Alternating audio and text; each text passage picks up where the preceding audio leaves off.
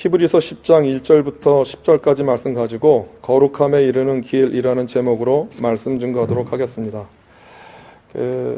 자연 현상을 보면은요, 어떤 재해가 일어나기 전에 그 재해가 일어나기 위한 전조 증세가 일어납니다.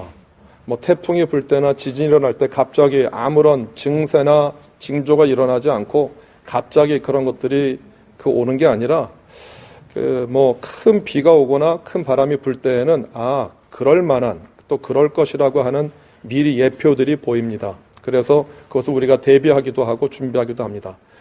인류 역사상 지금까지 인류가 경험했던 사건 가운데 가장 큰 역사는 예수 그리스도입니다. 그런데 하나님이 그 예수 그리스도를 이 땅에 보내실 때 아무런 준비나 아무런 전조 작업이 없었을까요? 예수님이 2000년 전에 유대 땅 베들레헴에 그냥 갑자기 오신 걸까요? 그렇지 않아요. 예수님이 이 땅에 오실 것이라고 이미 굉장히 오래전부터 예언되어져 있었어요. 히브리서 저자는 그것을 어떻게 기록을 하냐 하면, 저는 개인적으로 신약 성경에 기록되어 있는 책들 가운데에서 가장 좀 미스터리한 책이 히브리서라고 얘기를 해요. 왜냐하면 히브리서를 누가 지었는지 저자를 알 수가 없어요. 히브리서를 읽어가다 보면 분명히 바울의 문체는 아니고요. 그렇다고 또 다른 사도들의 문체도 아니고, 그래서 그 교부인 오리겐은 히브리서 저자가 누구인지는 하나님만 아신다고 얘기를 했어요. 그러니까 신비로운 책이에요. 그런데 그 저자가 신비로운 게 아니라 내용도 참 독특해요. 그러니까 신약 성경 27권 가운데 기록되어 있는 다른 여러 책과는 굉장히 달라요. 왜냐하면 히브리서의 주제는 예수 그리스도의 위대함이에요. 그런데 예수 그리스도의 위대함을 아까 조금 전에 자연재해 전조를 제가 말씀드렸던 것처럼 예수 그리스도가 이 땅에 오실 것이라는 사실들을 이미 구약 성경에 기록해 놓았다라고 하는 것이에요. 그런데 구약 성경에 기록되어 있다라고 하는 그 기록된 내용들을 굉장히 자연스럽게 그리고 여러 번 강조했어요. 그래서 그 강조점을 오늘 여러분들이 보게 될 멜기세덱과 그리고 성막이라고 하는 제도들을 통해서, 다음 그림이요. 이미 넘어갔고요. 그래서 히브리서의 주제는 뭐냐 하면 우리 가운데 오셨던 예수 그리스도를 믿고 따라가려고 할 때 우리들의 삶이 어떻게 되어야 되냐 하면 거룩한 삶을 살아야 돼라고 이야기를 하고 있는 것이에요. 그래서 오늘 히브리서에 나와 있는 오늘 본문 말씀을 통해서 우리가 어떻게 거룩함에 이르게 되어지는지 한번 살펴보려고 합니다. 조금 전에 제가 말씀드렸던 것처럼 구약에 나타난 예수님의 예표입니다. 이그젠플들인데, 첫 번째로 여러분들에게 소개하는 사람이 멜기세덱입니다. 멜기세덱은 히브리서만큼이나 신비로운 사람이에요. 멜기세덱이 도대체 언제, 어느 때, 왜 성경에 나타났는지, 그리고 히브리서 저자가 왜 멜기세덱을 다시 얘기하고 있는지 정말 알 수가 없어요. 그런데 멜기세덱에 대한 기사가 나오는 것이 창세기 14장이에요. 창세기 14장에 보면 아브라함이 조카 룻을 구출하기 위해 엘람과 그돌라오멜의 동맹군을 격퇴했다는 기록이 나오는데, 그들을 격퇴하고 집으로 돌아오는 길에 하나님의 선지자, 하나님의 제사장 멜기세덱을 만나는데, 오늘 저 그림이 멜기세덱을 만나고 11조의 예물을 드리는 거예요. 그러니까 승전한 것에 대한 11조의 예물을 저 멜기세덱에 드려요. 그런데 저 멜기세덱은 성경에 뭐로 기록되어 있냐면 의의 왕이야. 그리고 살렘의 왕이야. 저 살렘은 예루살렘의 왕이거든요. 그리고 제사장이야. 너무 신기하지 않아요? 전에 아브라함이 저 멜기세덱을 만났는지 못 만났는지는 잘 몰라요. 그런데 멜기세덱을 만나고 11조를 예물을 드리고, 그리고 그를 향하여서 살렘의 왕이요, 그리고 의의 왕이요라고 이야기를 해요. 그러니까 히브리서 저자가 무엇을 얘기하는 거냐 하면, 저 아브라함이 만났던 멜기세덱의 정체가 누구냐 하면, 구약 성경에 하나님이 이 땅에 보내실 예수 그리스도의 위치를 저 멜기세덱이 예표로 나타냈다라고 얘기를 하는 거예요. 그러니까 우리가 2000년 전에 예수님이 이 땅에 그냥 오셨던 분만이 아니라 저 멜기세덱이라고 하는 저 제사장을 통해서 이 땅에 의의 왕으로 하나님의 구원을 이루실 예수 그리스도가 이미 증거되어지고 예표되었다라는 것이죠.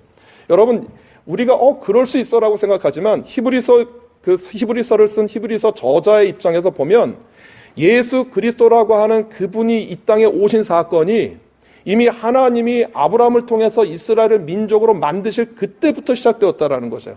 만약에 예수 그리스도가 이 세상의 구원과 역사를 이루는 그 모든 시기와 역사마다 임재했다라고 생각을 하면 그 예수 그리스도의 존재와 의의와 가치들을 다시 한번 우리가 생각해 봐야 된다라고 얘기를 하는 것이고요. 그 다음에 히브리서 저자가 예수님의 예표를 든 것이 성막의 사건이에요. 그 우리들이 잘 아는 것처럼 저 성막은 성소와 지성소로 나누어져요. 다음 그림 보여주시면 그 성소와 지성소로 나누어진데 저 성소 안에는 그 금초대 그리고 분향단 그리고 떡상이 있어요. 그리고 그 안쪽에 보면 지성소라고 더 모스트 홀리 또는 또 홀리 오브 홀리지라고 얘기를 하는데 저 지성소 안에는 뭐가 있느냐 하면 언약궤가 있어요.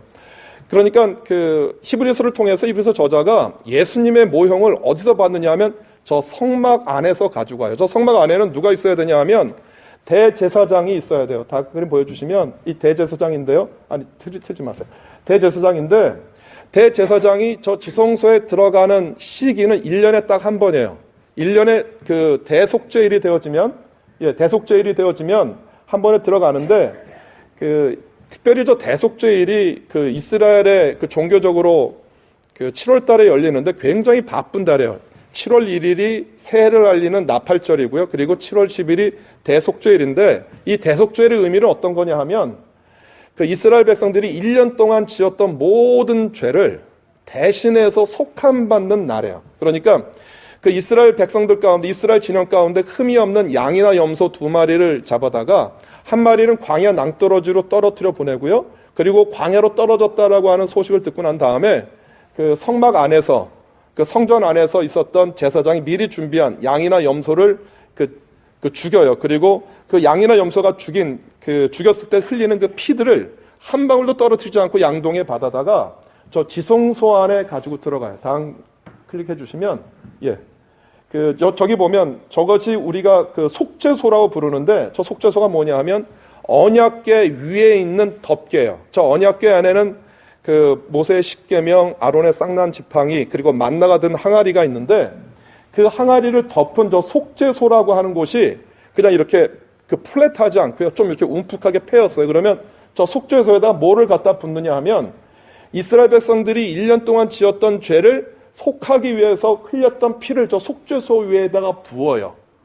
그리고 저 대제사장이 지성소를 나오는 것이 대속죄의 일의 마감이에요. 만약에 이 일이 굉장히 중요하고 의의가 있는 것이었기 때문에 만약에 저 대제사장이 이 일을 감당하지 못할 부정한 몸이 되어졌으면 저 대제사장 발목에 방울을 달고 있는데 방울에 방울이 울리지 않아요. 그럼 죽은 거예요. 그러면 대속죄일을 처음부터 다시 시작해야 돼요. 그러니까 저 대제사장이 무사히 살아서 지성소에 나오는 거. 그러니까 그 대속죄일이 되어지면 이스라엘 모든 사람들 그리고 그 일을 감당하는 대제사장도 굉장히 두려워해요. 내가 죽을 수도 있으니까.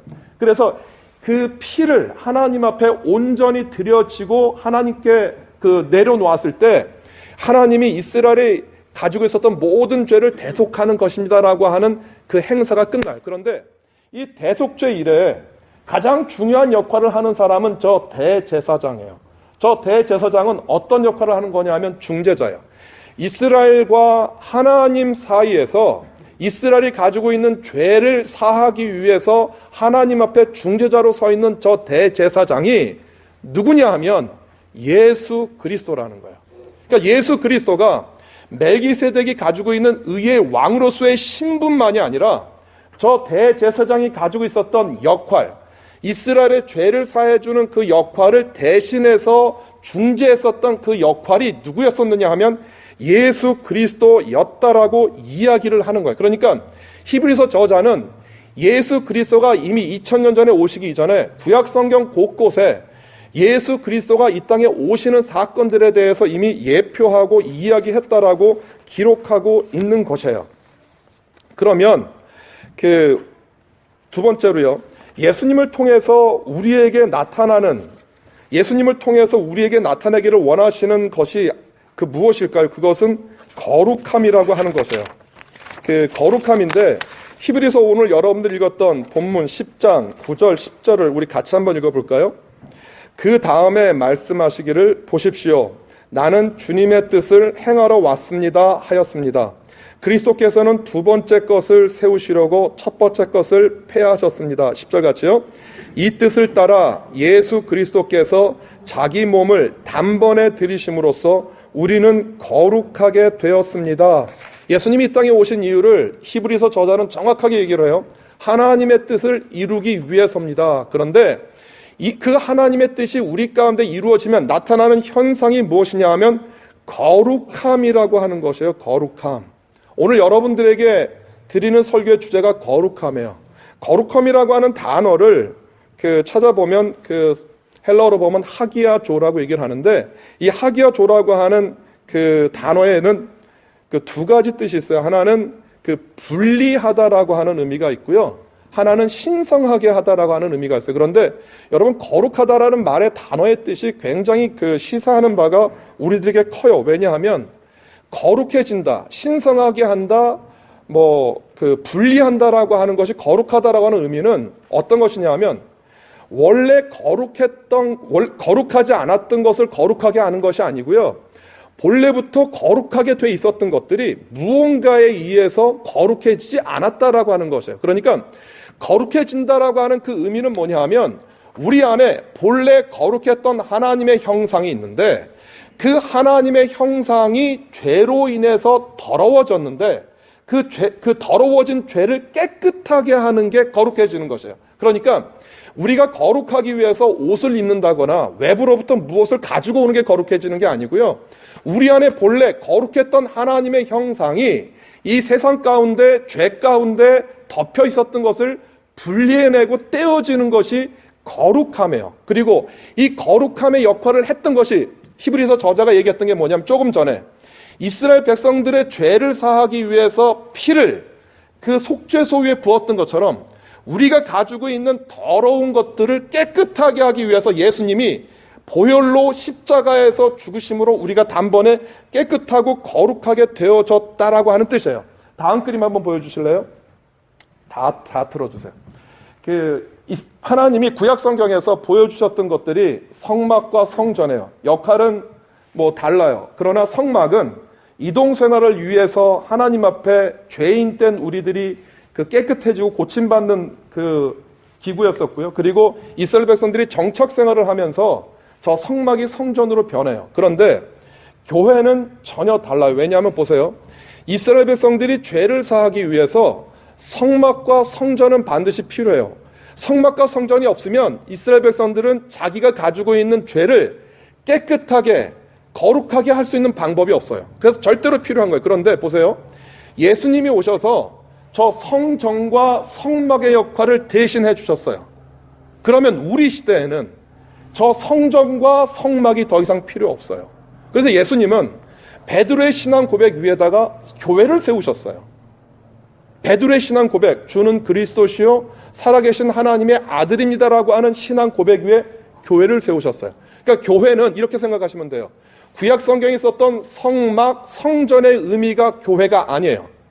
교회는 성전과 성막의 역할을 대신하는 게 아니라 전혀 다른 것이에요. 근데 예수님이 그 교회를 왜 세우셨느냐라는 것이에요. 보세요. 성막과 성전은 이스라엘 백성들이 모여서 그들의 죄를 사하기 위해서 모이는 공동체예요. 그런데 교회는 예수님이 어떻게 세우신 거냐 하면 세상 가운데 흩어지라고 만들어 놓은 거예요. 우리가 예수 그리스도의 은혜로 구속함을 얻고 죄사함을 얻었어요. 죄사함을 받았기 때문에 이 죄사함 받았던 것 예수 그리스도를 세상 가운데 전하라고 얘기를 한 거예요. 그리고 전하는 과정 가운데 나타나는 것이 무엇이냐 하면 홀리예요. 그 홀리가, 그 거룩함이 교회라고 하는 공동체를 통해서 세상 가운데 흩어지라고 하는 것이 저 교회를 세우신 예수 그리스도의 목적이었어요. 다음 그림 한번 보여주시겠어요? 예, 그래서 이것이 거룩하게 되어지는 모습이고 또 어떻게 하면 이것이 망가지는지 우리가 보게 되어지는데 본래 하나님의 형상을 우리 사람 안에 부어 놓았잖아요. 그런데 그 하나님의 형상이 있어야 되는 그 자리에 무엇이 들어간 거냐 하면 욕심, 교만, 우리의 러스트 프라이드가 그 하나님의 형상을 덮었어요. 그러자 우리에게 어떤 것이 오냐 하면 이상해요. 하나님의 형상대로 지음받았던 우리들인데 아담과 하와 보면 똑같잖아요. 그 아담과 하와가 하나님의 형상대로 지음받아서 하나님의 영광을 드러내야 되는 도구였는데 그 하나님의 형상 대신 하나님의 형상을 받았던 그들 안에 무엇이 더해지냐 하면 욕심과 교만이 들어가니까 어떤 사람이 되냐 하면 내가 스스로 창조자가 되고자 했다라고 하는 것이에요. 그리고 성경은 이것을 뭐라고 얘기하냐면 이것이 죄야 라고 얘기를 해요. 하나님의 형상에 이 세상의 욕심, 내가 세상의 주인 하나님이 되려고 하는 마음을 얹어 놓는 것, 이것이 죄예요. 그러면 구원은 뭐냐 하면 다음 그림이요. 우리 안에 무엇이 들어온 거냐 하면 하나님의 형상 위에 이 세상에 대한 내가 주인 되고자 하는 그 죄인이 되었기 때문에 이 죄인된 자리에서 우리가 무엇을 빼내는 거냐 하면 저 욕심과 교만을 빼어내면 되는 것이에요. 구약 성경에서는 이 역할을 누가 했느냐 하면 성막과 성전 안에서 하나님께 제물을 드리는 피의 제사로 이것이 되어진 것이에요. 그런데 예수님이 이 땅에 오셔서 우리에게 무엇을 허락해 주신 거냐 하면 십자가의 은혜로 말미암아 성전과 성막, 짐승과 동물의 피가 아니라 예수 그리스도를 믿는 믿음으로 우리가 깨끗해졌어요. 그러면 깨끗해진 우리는 어떻게 살아야 될까요? 우리가 우리의 죄를 사함받기 위해서 다시 1년에 한 번씩 저 지성소 안에 들어갈 필요가 없거든요. 우리에게 주어진 것은 어떤 삶이 주어진 거냐 하면 의인으로서, 죄인이 아니라 의인으로서 거룩한 삶을 사는 것, 이것이 우리들이 해야 되는 역할이라고 하는 것이에요. 그러면 여러분들에게 이렇게 도전할 수 있어요. 교회는 무엇 때문에 존재하는가예요? 그럼 교회가 이 세상 가운데 존재하는 이유는 무엇인가요? 교회가 세상 가운데 존재하는 이유는 우리가 거룩해졌기 때문에 우리 안에 하나님의 형상이 회복되었다라는 것들을 우리를 통해서 세상에 알리는 것이에요. 그래서 교회는 두 가지 교회가 있어요. 우리가 사도신경 외울 때 거룩한 공회라고 얘기를 하잖아요. 보이는 교회가 있고요. 그다음에 두 번째 인비저블한 교회가 있어요. 보이지 않는 교회. 그 보이지 않는 교회는 여러분들 자신이에요. 그래서 여러분들 스스로가 세상 가운데 흩어지면서 그 교회의 역할, 거룩함의 역할들을 우리들이 해야 된다라고 하는 것이에요. 그러면 오늘 여러분들에게 드리는 설교 주제예요. 어떻게 거룩해질까요? 어떻게 해야 우리가 거룩해질 수 있을까요? 어떻게 해야 내가 구원받은 자로서 성화의 삶, 거룩한 삶을 살 수 있을까요? 저는 아주 단순하게 같이 한번 생각을 해봐요. 우리들이 신앙생활하면서 가장 크게 고민하는 문제 가운데 한 가지는 구원받았는데 구원받은 자로서의 삶, 거룩한 삶을 살지 못한다라고 하는 고민들이에요. 제가 장년부나 또 청년부나 학생들하고 성경 공부하면서 가장 많이 고민하는 건 뭐냐 하면 주님 뜻대로 살기를 원해요. 주의 말씀대로 살기를 원하고 주의 가르침을 따라 살기를 원해요. 그런데 현실 생활에서 되어지지 않아요. 날마다 넘어지고 날마다 쓰러져요. 사실 우리가 신앙생활을 한다라고 하면 이 모든 신앙생활을 하는 것들이 전부 반복이에요.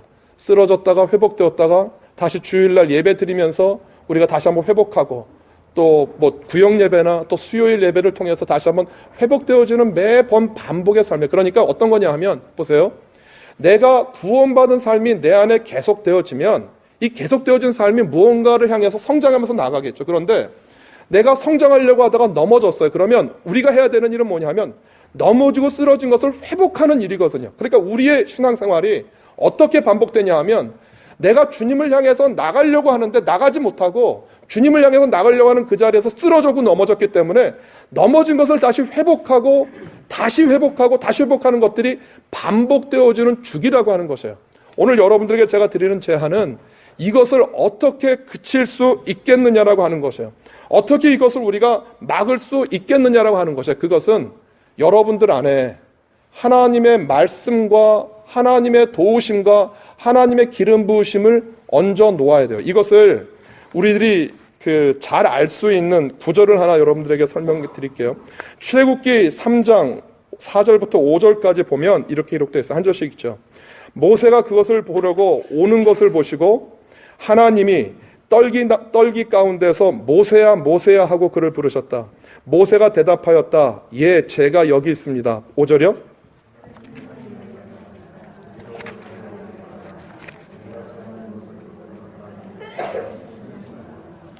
여러분 이 장면이 얼마나 놀라운 장면이냐 하면 신구약 성경 가운데에서 하나님이 거룩하다라고 하는 단어를 처음 쓰신 구절이 어느 구절일까요? 하나님이 당신이 거룩하다라고 하는 표현을 하신 구절이 어디가 제일 처음일까요? 이 본문이에요. 오늘 출애굽기 여러분들 읽었던 이 본문에서 하나님이 거룩하다라고 하는 단어를 처음 쓰세요. 그 그림 한번 보여주실래요? 불타는 떨기나무예요. 그 떨기나무는 메소포타미아 지방에 널리 아주 흩어져 있는, 저기 보면 좀 나무같이 되어 있지만 관목이에요. 이렇게 나무가 아니라 가시덤불처럼 되어 있는데 그 가시덤불이 타기는 타요. 그런데 타는데 나뭇가지를 태우지 않고 불만 있는 거예요. 그러면서 하나님이 뭐라고 얘기를 하느냐 하면, 모세야, 이 땅은 거룩한 땅이야. 그러니까 네가 가지고 있던 신발을 벗어라고 얘기를 해요. 근데 한번 생각해 보세요. 그 땅이 거룩합니까? 저 땅은 모세가 이미 광야에서 굉장히 여러 번 지나갔던 길이에요. 모세가 저 땅을 지나갔을 땐 전혀 거룩하지 않았어요. 그냥 모세가 매일 밟고 왔다 갔다 했던 그 땅이에요. 근데 그 땅을 하나님이 오늘 이 땅이 거룩하다라고 얘기를 해요. 이유가 뭐죠? 모세가 밟고 다녔던 그 땅 위에 무엇이 임한 거예요? 하나님의 불이 임해서 모세에게 이야기한 것이에요. 그러니까 이거 보세요. 거룩이라고 하는 단어는요, 거룩함이라고 하는 단어는 어디서 멀리 오는 게 아니에요. 모세가 맨날 밟고 다녔던 그 땅 가운데 무엇이 임한 거예요? 하나님이 임하니까 그 땅이 거룩해진 것이에요. 모세가 신을 신었죠. 신을 벗으라고 하는 의미는 여러 가지가 있는데, 특별히 고대에서는 그랬대요. 높은 사람들을 만나거나 아주 굉장히 거룩한 곳을 가고 궁전에 들어가면 내가 신었던 신발이 더럽다고 생각하기 때문에 그 사람을 존경하는 의미로 신도 벗었고요. 두 번째 의미는 노예예요. 노예는 신발을 신지 않아요. 그런데 노예가 자유인이 되었다라는 그 표식으로 주는 게 신발이에요.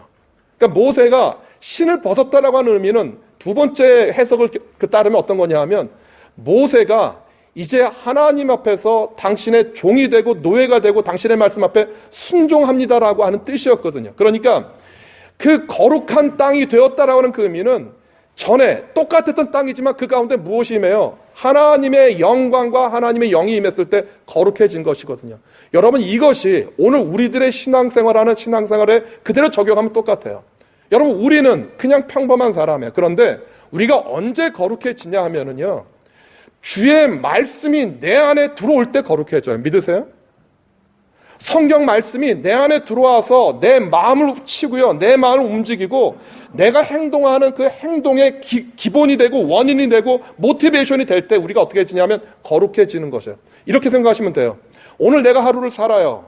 사람들을 만나고 열심히 일을 해요. 그런데 내 안에 하나님의 말씀이 내 안에 혈액처럼 흐르지 않아요. 그럼 어떤 거냐 하면, 나는 그리스도인이에요. 거룩한데 그 거룩함을 나타낼 에너지가 내 안에 없는 것이에요. 여러분, 거룩하다라고 하는 단어를 보면 거룩함이라는 것은 나 스스로 거룩해질 수 없어요. 거룩해지기 위해서 하나님의 영광과 하나님의 임재가 임해야 되는 것이에요. 저 땅 보세요. 저 땅 그냥 평범한 땅이었어요. 광야였어요. 근데 그 광야 가운데 하나님의 영광이 임하니까, 저 불로 임하니까 그 땅이 거룩해진 것이거든요. 오늘 사랑하는 여러분들에게 드리는 권면이에요. 여러분들에게 하나님의 말씀이 묵상되어 주시고 그 말씀이 내 안에 삶을 움직이는 모티베이션이 되어지셔야 돼요. 이것이 되어지면 우리의 삶 가운데 무엇이 이루어지냐 하면, 거룩했기 때문에 그 거룩함은 영향력이 있어요. 그 거룩함을 세상 가운데 나타내는 사람이 돼요. 가장 큰 축복은 뭐냐 하면, 내 인생 가운데 거룩함이 나타나요. 여러분 삶 가운데, 내가 하고 있는 일 가운데, 직업 가운데, 공부 가운데, 학업 가운데, 여러분들이 하고 있는 모든 일들 가운데 그 거룩함이 드러나요. 거룩함은 말씀 전하고 찬양하는 게 거룩한 게 아니에요. 교회 와서 하는 일이 거룩하고 세상에 있는 일이 거룩하지 않은 게 아니에요. 거룩함은요, 설교를 하고 찬양을 한다 할지라도 내 안에 하나님의 영과 하나님의 말씀과 하나님의 함께 하시는 생명이 내 안에 있지 않으면 이 일은 거룩한 일이 아니에요. 그런데 어떤 장소, 어떤 자리, 어떤 위치에서 있든지 간에 하나님의 말씀이 여러분들 마음 가운데 역사하고 두드리고 다스리면 그 자리는 저 불타는 떨기나무가 되는 거예요. 오늘 여러분들에게 주의 이름으로 권면해요. 말씀을 묵상하셔야 돼요. 오늘 내가 살아야 되는 하나님의 말씀, 그 말씀이 내 안에서 액티베이트 돼야 돼요. 이거 되지 않으면 내가 가지고 있는 내 생각, 내 뜻, 내 혈기, 내 욕심, 내 감정을 따라 살게 되어져요. 여러분, 하나님의 말씀이 우리 안에 있지 않으면 우리에게 다가오는 가장 치명적인 실수는 뭐냐 하면 내가 느끼는 감정을 따라서 움직이는 것이에요. 그런데 이 감정이 유리그릇 같아요. 나이가 먹고 세월이 많이 지나도 누군가 내 마음을, 이 감정을, 이모션을 조금만 건드리면 내가 지금까지 살아왔던 인생의 상처와 아픈 만큼 감정이 굉장히 예민하게 반응해요. 튀어나와요. 사단은 꼭 알아요. 넘어졌던 것을 꼭꼭 누르거든요. 알아요. 저 사람이 언제 넘어지는지, 저 사람이 무엇 때문에 실수하는지, 저 사람이 어떻게 하면 그리스도를 따라가는 길을 그냥 차벗고 나올지 너무 잘 알거든요. 여러분, 그것을 지킬 수 있는 것, 여러분 마음을 지키고 여러분 심령을 지킬 수 있는 단 한 가지 방법은 그 마음의 연약한 유리그릇 같은 그 연약함을 주의 말씀으로 채우셔야 돼요. 그래서 그곳이 주의 말씀으로 덮이면 그 가운데 생명이 임하고 그 가운데 거룩함이 임해요. 그래서 오늘 여러분들에게 드리는 제안이 있어요. 제가 오늘 정말 많은 걸 준비하고 챙겨왔는데 어저께 챙겨야지 하면서 또 못 챙겼어요. 제가 식사하는 중간에 갔다 올 거예요. 여러분들에게 다음 그림, 맨 마지막 그림 보여주실래요? 굉장히 간단하죠? 거룩함에 이르는 길. 뭐가 있어야 돼요? 첫 번째,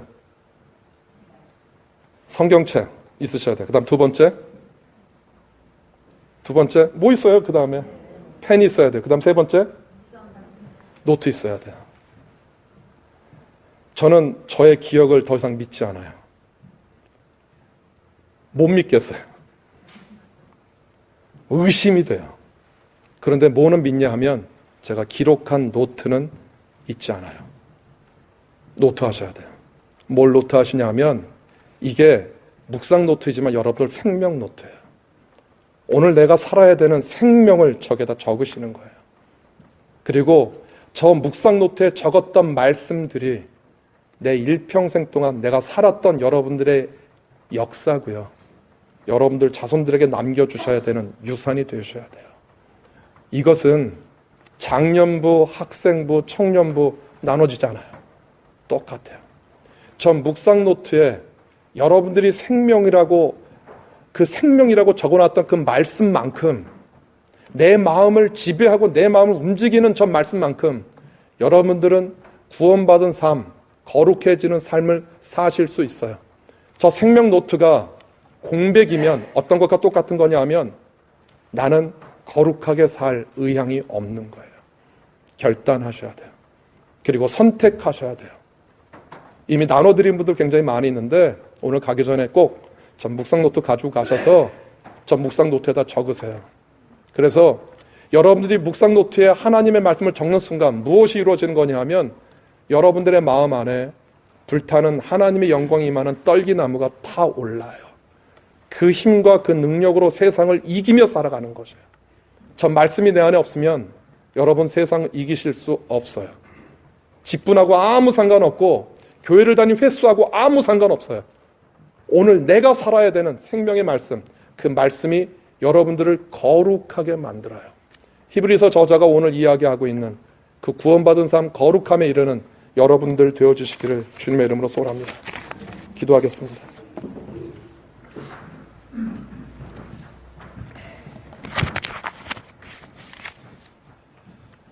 예수님, 주님을 따라가기 원합니다. 주님을 섬기기 원합니다. 주님과 함께 동행하기 원합니다. 그런데 마음처럼 저희들의 몸이 움직여지지 않습니다. 우리를 도와주십시오. 주님을 향해 거룩함에 이르는 연습, 훈련할 수 있도록 도와주십시오. 말씀을 읽게 도와주시고 그 말씀을 묵상하여서 내 마음에 새기게 도와주십시오. 그것이 이 세상에서 거룩한 삶을 살 수 있는 시작이고 마지막입니다. 불타는 떨기나무가 말씀을 읽을 때 우리 사랑하는 교우, 이 자리에 참석한 당신의 사랑하는 자녀들 가운데 임하여 주옵소서. 예수님의 이름으로 기도합니다. 아멘.